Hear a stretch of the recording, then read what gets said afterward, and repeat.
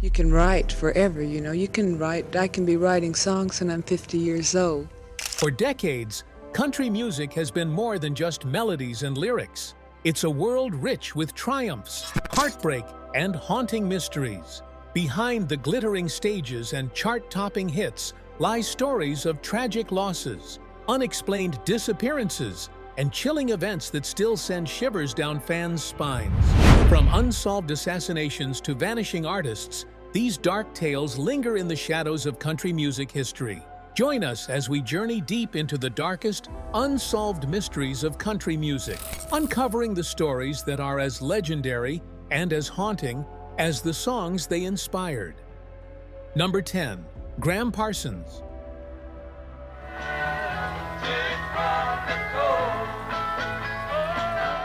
The mysterious end of Gram Parsons and the bizarre events that followed remain one of the eeriest tales in all of country music history. On September 19, 1973, the genre-bending artist was found lifeless in room 8 of the Joshua Tree Inn at only 26 years old, another soul lost to the wild excess of the era. But unlike other rock and roll tragedies, this story didn't end with his death. In fact, it was only the beginning of a chain of strange, almost unbelievable events that would forever secure Parsons' place in musical folklore. Gram Parsons was a pioneer, a man who redefined country music by blending it with rock and blues, introducing it to audiences that had never embraced the genre before. His collaborations with the Byrds and the Flying Burrito Brothers helped create what he famously called cosmic American music. Parsons' friendship with Keith Richards of the Rolling Stones also left a permanent mark on their sound, infusing their records with a southern twang that fans hadn't heard before. He also played a pivotal role in shaping Emmylou Harris's early career, mentoring her toward future stardom. Yet, despite all of these achievements, it was the bizarre aftermath of his passing that turned his story into legend. Before his death, Parsons had made a rather morbid pact with his road manager, Phil Kaufman. The two agreed that whoever died first would be taken to Joshua Tree National Park, cremated, and have their ashes scattered at Cap Rock, a spot that held special meaning for both of them. When Parsons unexpectedly passed away, Kaufman decided to fulfill that promise, though his methods would shock the world. When he learned that Parsons' stepfather planned to fly the body to Louisiana for a private family funeral, Kaufman felt that wasn't what Gram would have wanted.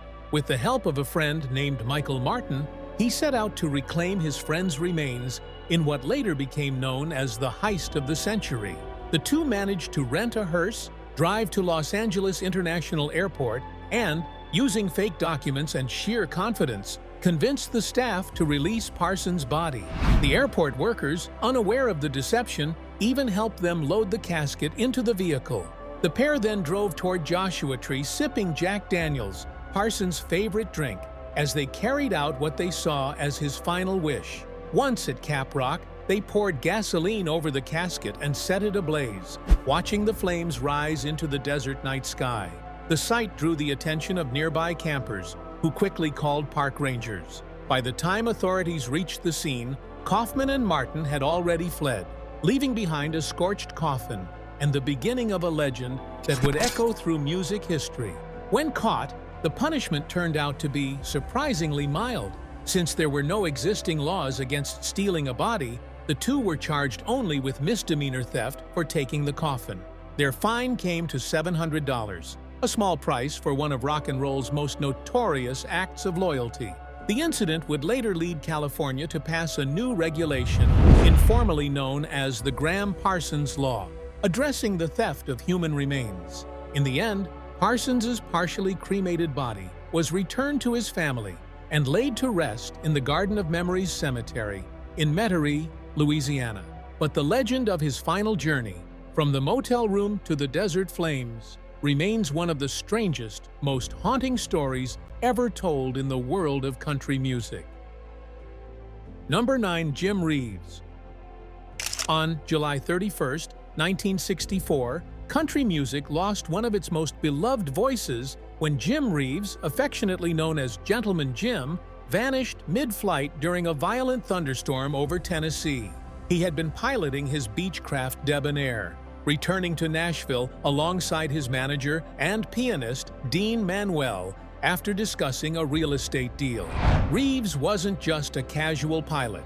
He had logged more than 2,000 hours of flying time and was considered capable of handling difficult weather conditions. Yet at exactly 4:52 p.m., air traffic control lost all contact with his plane as it flew near Berry Field. What followed was one of the most extensive search operations Nashville had ever seen. Over 700 volunteers joined the mission, including well-known musicians like Elvis Presley. For 3 days, search crews scoured the dense forest surrounding Nashville, hoping to find even a trace of the missing men. Theories soon began to swirl.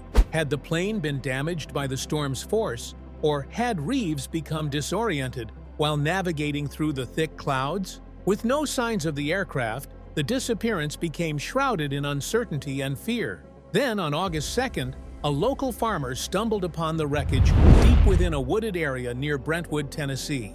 The aircraft had plummeted nose first into the ground, its front buried in the earth.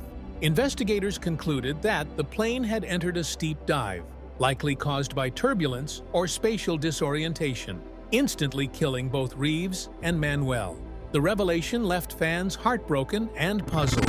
How could such an experienced pilot meet such a fate so close to home? Witnesses had reported hearing an explosion that day, but the investigation revealed no signs of the plane breaking apart mid-air, only the devastating impact that ended 2 lives. Even years later, questions remain. Why had Reeves, a skilled pilot, continued flying into such dangerous conditions when several airports nearby could have offered safety?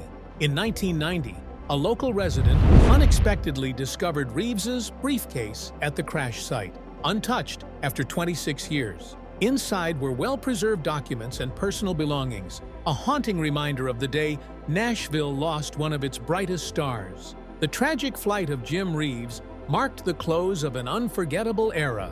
As one of the key figures behind the smooth and polished Nashville sound of the 1960s, his passing left an empty space in country music that would never truly be filled. Though his life ended among the storm clouds, his voice, warm, graceful, and timeless, continues to echo across generations. Number 8. Bobbie Gentry. You can write forever, you can write. I can be writing songs and I'm 50 years old. In 1967, Bobbie Gentry released Ode to Billie Joe, a haunting story song that instantly captured the imagination of an entire nation. The mysterious narrative, centered around an object thrown from the Tallahatchie Bridge, became an American obsession. The record shot straight to number 1 on the Billboard Hot 100, holding the top spot for 4 consecutive weeks and selling over 3 million copies worldwide. The song earned Gentry 3 Grammy Awards, including Best New Artist and Best Female Vocal Performance, and cemented her as one of the most intriguing figures in music. But as the song's mystery deepened, so did her own. At the peak of her fame, with 7 studio albums and multiple Grammy wins to her name, Bobbie Gentry did something few could have predicted. She disappeared. Born Roberta Lee Streeter in Chickasaw County, Mississippi, Gentry's rise to superstardom had been nothing short of miraculous. In an era when women were rarely given creative control, she not only wrote and produced her own songs, but also stood up to an industry that tried to define her by appearance rather than artistry. Ode to Billie Joe was more than just a hit. It was a cultural phenomenon. It even knocked the Beatles' All You Need Is Love off the number 1 spot, a stunning feat that stunned the music world. The song's ambiguity sparked endless debates about what Billie Joe and his lover had thrown from the bridge, inspiring a 1976 film adaptation, and even leading the Mississippi legislature to officially recognize the Tallahatchie Bridge in the song's honor. Through the late 1960s and 70s, Gentry continued to break new barriers. She became the first woman to host her own variety show on the BBC, The Bobbie Gentry Show, showcasing her as a dynamic performer who could sing, dance, and entertain with unmatched flair.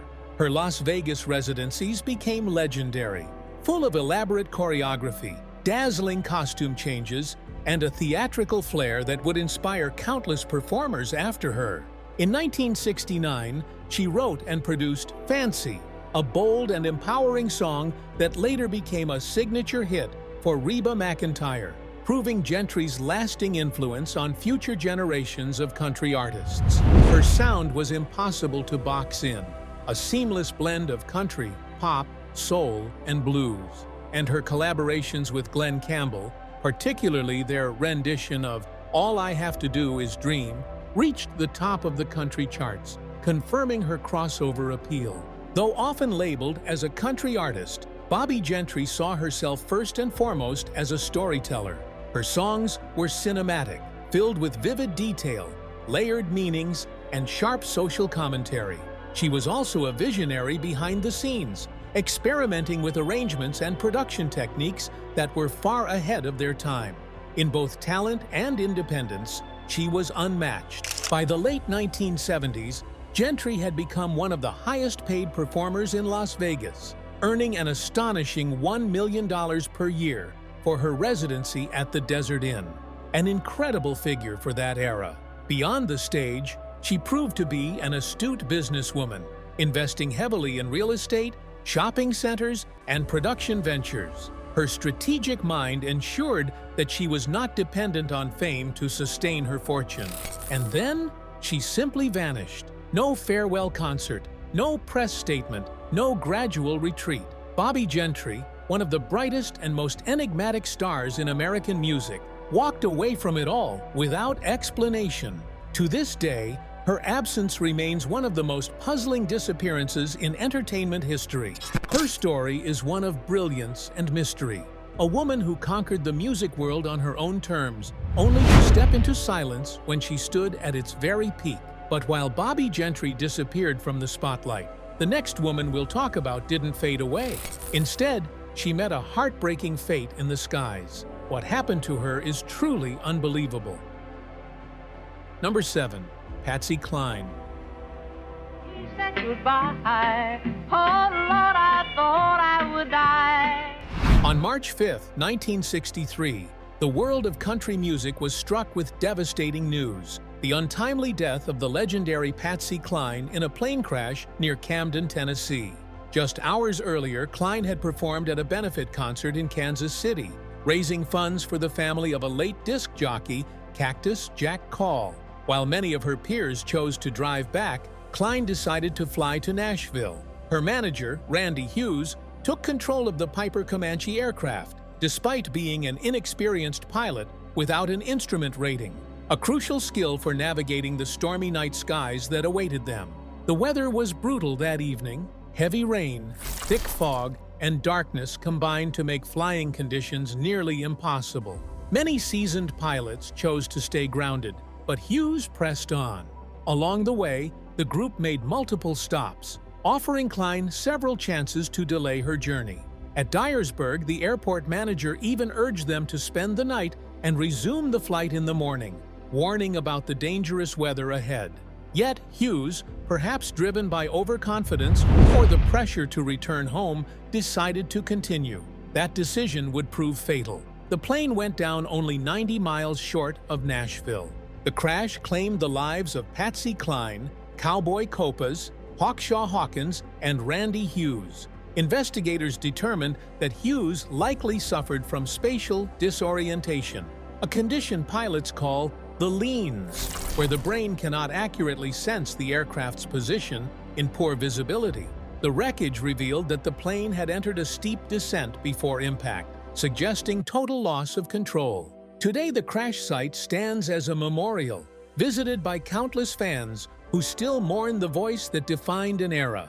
Yet haunting questions remain. Why did Hughes ignore the repeated warnings? And why did Cline, known for her level-headedness, agree to continue the flight? These mysteries ensure that the story of Patsy Cline's final journey remains one of the most tragic and puzzling chapters in country music history. Number 6. Jim Sullivan. You told me about a hole that was 6 feet deep, guaranteed to come from my... On March 4, 1975, Jim Sullivan, a 35-year-old singer-songwriter, set off from Los Angeles in his Volkswagen Beetle, hoping to revive his music career in Nashville. After years of performing at Malibu's The Raft and feeling overlooked in Hollywood, Sullivan grew disillusioned with the scene. His journey, however, took a strange and chilling turn. He was last seen on March 6th near a remote ranch outside Santa Rosa, New Mexico, where his car was found abandoned. Keys still in the ignition, his wallet, guitar, clothes, and unsold records remained untouched, suggesting he never planned to leave them behind. Despite extensive searches across the surrounding desert, no footprints or signs of struggle were ever discovered. The mystery deepened because of Sullivan's album UFO, released 6 years earlier, which included songs about desert highways and encounters with extraterrestrials. One track ominously hinted at vanishing into the endless desert, fueling speculation that his disappearance may have mirrored the very themes of his music. Before this mysterious journey, Sullivan was a familiar figure in the Malibu music scene, performing frequently at the Raft and forming connections with actors like Harry Dean Stanton. His recordings featured top-tier session musicians, including Don Randy, who would later work with the Beach Boys. Though talented and innovative, Sullivan never achieved mainstream success, which prompted his decision to relocate to Nashville in search of a receptive audience for his unique folk country style. Eyewitnesses reported seeing Sullivan wandering the ranch in a dazed state, as if searching for something beyond reach. Some claimed he appeared later in a local jail, though police records did not support this. Anonymous tips suggested he might be alive in nearby towns, but every lead fizzled. Weeks of searches using horses and helicopters yielded nothing, leaving the desert to seemingly swallow him whole. Sullivan's disappearance remains one of the most perplexing cold cases in music history, haunting fans and fueling speculation that reality sometimes mirrors the mysterious themes of his songs: the desert, the unknown, and the unexplained. His music endures as the only tangible trace of a man who vanished without a trace, leaving an enigmatic legacy that continues to intrigue new generations. Number 5. Johnny Cash.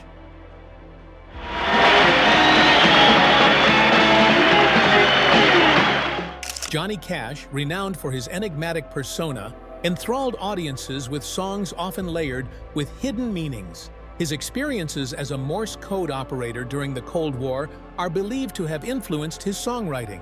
While intercepting Soviet communications, he learned of Stalin's death, an event said to have shaped some of the cryptic themes in his lyrics. One of his most analyzed songs, Man in Black, seems to describe his wardrobe choice, but some scholars interpret it as commentary on war and social injustice. The line, "Each week we lose 100 fine young men," has been linked to Vietnam War casualties, with some suggesting it reflects secret casualty counts he may have known about. Another notable recording, Ghost Riders in the Sky, performed in Cash's signature style, has led fans to believe it draws from experiences during his Air Force service in Germany. His daughter, Roseanne Cash, revealed that he occasionally witnessed unexplainable events during that time, which he seldom discussed publicly. Cash's gospel works, especially The Man Comes Around, brimmed with biblical symbolism and prophetic references. The song reportedly came to him in a dream, and he spent years studying scripture to align his music with spiritual insights. Some claim certain lyrics eerily predicted events, though skeptics attribute this to coincidence. Even his personal journals contained coded symbols and phrases, showing his deliberate method of embedding hidden meanings in his art.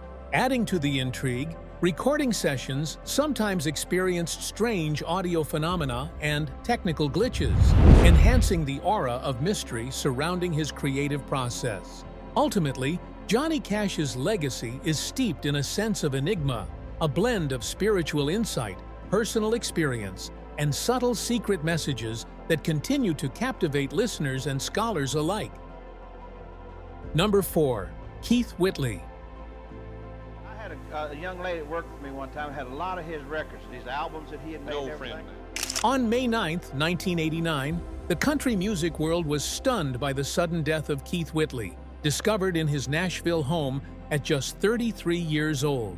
At the time, Whitley had achieved the pinnacle of his career, boasting 3 consecutive #1 hits and a growing reputation as one of country music's brightest stars. Yet beneath the public success, he was struggling privately with personal demons, ultimately succumbing to acute alcohol poisoning. Whitley's struggle with alcohol began during his teenage years while touring with Ralph Stanley's bluegrass band. He openly admitted to starting drinking at 15, influenced by older musicians who used alcohol to cope with the rigors of life on the road. Despite this, his talent never wavered. His deep, emotive voice drew comparisons to the legends of country music, and his recordings of songs like "Don't Close Your Eyes" and "When You Say Nothing at All" continue to inspire generations of artists. The events of his final morning remain perplexing. Whitley shared breakfast with his brother-in-law, Lane Palmer, while his wife, Lori Morgan, was touring in Alaska. Palmer recalled that Whitley seemed in good spirits and showed no signs of intoxication.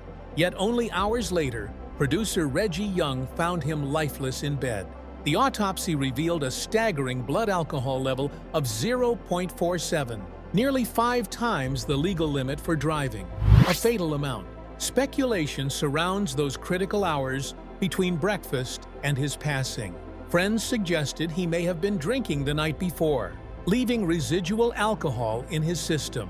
Others proposed he consumed a large quantity of alcohol shortly after Palmer left. A coffee cup beside his bed tested positive for alcohol, fueling theories that Whitley had been drinking straight from it, a method some said he used to conceal his habits. Conflicting reports about his mental state in the days leading up to his death only added to the mystery. He had shared with friends his desire to manage his drinking and expressed excitement about upcoming projects. Newly completed recordings and plans for a tour suggested he was ready to take the next step. Morgan later revealed he had scheduled appointments for alcohol rehabilitation, indicating he intended to confront his addiction. Yet, despite these efforts, his life was tragically cut short, leaving lingering questions that remain unanswered to this day. Number 3. Don Rich.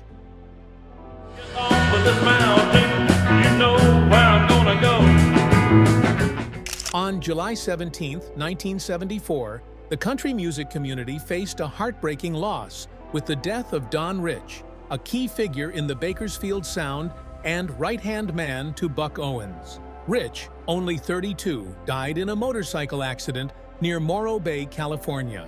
Official reports stated he crashed, returning from a recording session, but many details raised suspicions. As an experienced rider familiar with the route and favorable weather, the circumstances of his death appeared unusual. Eyewitnesses mentioned another motorcycle and a car swerving near him, though these claims were never confirmed. The investigation closed quickly, attributing the accident solely to rider error. Buck Owens later expressed doubts about the official account, recalling a haunting farewell from Rich that stayed with him long after the tragedy. Adding to the mystery, Rich had shared uneasy premonitions about his own mortality. Weeks before his death, he taught his signature guitar techniques to others, seemingly preparing them to carry on his legacy. His widow revealed that he had considered selling his motorcycle after a series of close calls, indicating a growing unease. Rich's death left a deep impact on country music. The Bakersfield Sound never fully recovered, and Owens's career experienced a prolonged decline. Number 2. David Stringbean Aikman. Come on, boy. I got a gal in the car. On a chilling November night in 1973, the Nashville country music world was shaken by the brutal murder of David Stringbean Aikman and his wife Estelle at their Tennessee farmhouse. Stringbean, famed for his appearances on the Grand Ole Opry and his remarkable banjo skills, returned home from a performance only to be ambushed. The horrifying incident left the community in shock and raised countless questions. Stringbean's distrust of banks led him to keep large sums of cash at home, a habit that would ultimately contribute to his demise. On November 10th, intruders attacked the couple. Estelle was chased and killed outside, while Stringbean was shot inside the home. Their bodies were discovered the next day by fellow Opry member Grandpa Jones. Cousins John and Doug Brown were arrested and convicted for the murders, but many details remain mysterious. Rumors of hidden cash persisted, later confirmed in 1996 when a farmer unearthed $20,000 inside the old cabin. Some estimates suggest Stringbean had hidden up to $100,000. Speculation continues about a possible third accomplice who has never been identified. The killings marked a turning point for Nashville musicians, prompting many to implement security measures. The graves of Stringbean and Estelle at Forest Lawn Memorial Gardens serve as a solemn reminder of the tragedy, alongside the preserved cash displayed in a local museum. His story is forever linked to the Grand Ole Opry, yet it also underscores the darker, unresolved mysteries that haunt country music. Number 1. The Curse of the Grand Ole Opry. The Grand Ole Opry, celebrated as the pinnacle of country music, has showcased countless legendary performances and launched careers that would define generations. Yet behind the glittering lights and roaring applause lies a chilling tale, the so-called Curse of the Opry. This legend revolves around a series of tragic events that have befallen some of its most beloved performers. While skeptics dismiss the curse as mere coincidence, the string of untimely deaths and misfortunes has kept fans and insiders whispering about a darker force at work. The origins of this alleged curse are often traced back to 1923, when the Opry first broadcast from Nashville's National Life and Accident Insurance Building. Folklore suggests that the site was built atop ancient Native American burial grounds, though no historical records confirm this. Regardless of its veracity, the number of artists who have suffered sudden or unexplained misfortunes after performing at the Opry is striking. One of the earliest and most notable examples is Hank Williams Sr. Expelled from the Opry due to repeated missed shows and drinking issues, he delivered his final performance in 1952, ominously telling the audience that the Opry won't have old Hank much longer. Only months later, on New Year's Day 1953, he passed away, a haunting coincidence that feeds the curse's lore. Tragedy seemed to follow other Opry favorites. Jack Anglin, half of the duo Johnny and Jack, died in a car accident en route to Patsy Cline's funeral in 1963. That same crash also claimed Cowboy Copas and Hawkshaw Hawkins, while Jim Reeves would meet a similar fate in 1964. A pattern of aviation disasters among Opry members led some to speculate that the curse particularly targeted artists who took to the skies. Even those who survived accidents often seemed touched by misfortune. Texas Ruby, a pioneering female singer, perished in a trailer fire while listening to an Opry broadcast in 1963. Donnie Horton, who had foreseen his own death, was killed by a drunk driver shortly after declining Opry membership, citing ominous premonitions. In more recent decades, the curse appeared to persist. Porter Wagoner, a beloved host, passed away shortly after celebrating his 50th Opry anniversary, and Keith Whitley, beginning to make regular Opry appearances, died tragically from alcohol poisoning in 1989. Even incidents that did not result in death, career-ending injuries, or sudden illnesses following Opry debuts have been woven into the legend. Supporters argue that with thousands of performers passing through the Opry over nearly a century, misfortune is statistically inevitable, and the curse is simply a way to make sense of random tragedy. Yet the legend endures, whispered in dressing rooms and recounted by stagehands who have witnessed decades of Opry history firsthand. Whether a supernatural force or coincidence, the curse of the Grand Ole Opry has become an inseparable part of country music lore. Contemporary artists sometimes jokingly reference it before performing, seeking protection from unseen forces. Like all enduring legends, the curse grows with each generation, its mysteries as timeless as the Opry itself. Country music isn't just songs, it's filled with tragic losses, disappearances, and dark mysteries that still haunt fans today. From plane crashes to eerie legends like The Curse of the Grand Ole Opry. These stories keep the music alive in ways you'd never expect. If you love this dive into the dark side of country music, like, subscribe, and hit the bell for more untold stories and mysteries.